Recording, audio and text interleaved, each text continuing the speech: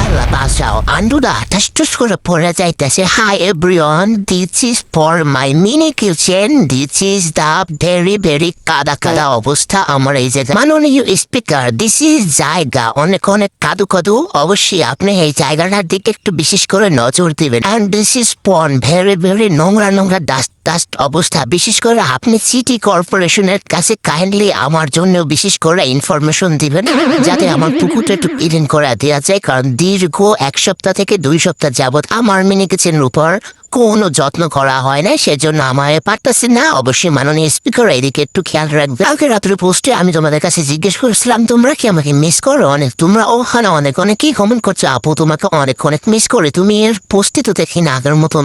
তুমি ভিডিও কেন দাও না? তুমি কই আসিলা, কি করছো? কত কথা কত অভিযোগ তোমাদের।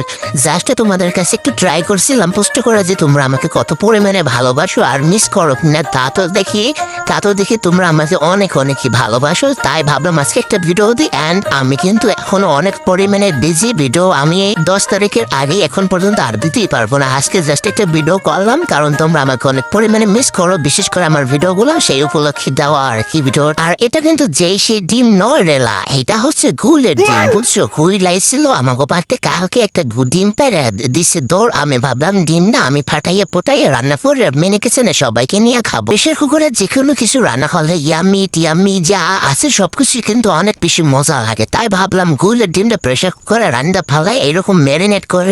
অবশ্যই কিন্তু তোমরা এরকম ম্যারিনেট করে নেবা, কারণ ম্যারিনেট করলে সব জিনিসই মজা লাগে। আমি ম্যারিনেট করে দিচ্ছি কিন্তু বসাইয়া আলার নাম নিয়ে। কিন্তু ভাই একটার পর একটা বম ব্লাস্ট হয়েছে রয়েছে মিনি কিচেনের অবস্থা। এমনি 12টা দেখছো অযত্নে ফালাই রাখলে কিন্তু এরকমই 12টা বাজে। সেটা মানুষ হোক আর মিনি কিচেন হোক, মানুষের ক্ষেত্রেও কিন্তু এরকম। তাই তোমাদেরকে সবাইকে বলতেছি, তোমাদের যার প্রিয় মানুষ আছে অবশ্যই কিন্তু মাস্টলি যত্নে বানালে কিন্তু আমার এই মিনি কিচেনের মতো 12টা বাজবে আর এরকম পোকায় ধরে যাবে, বুঝছো?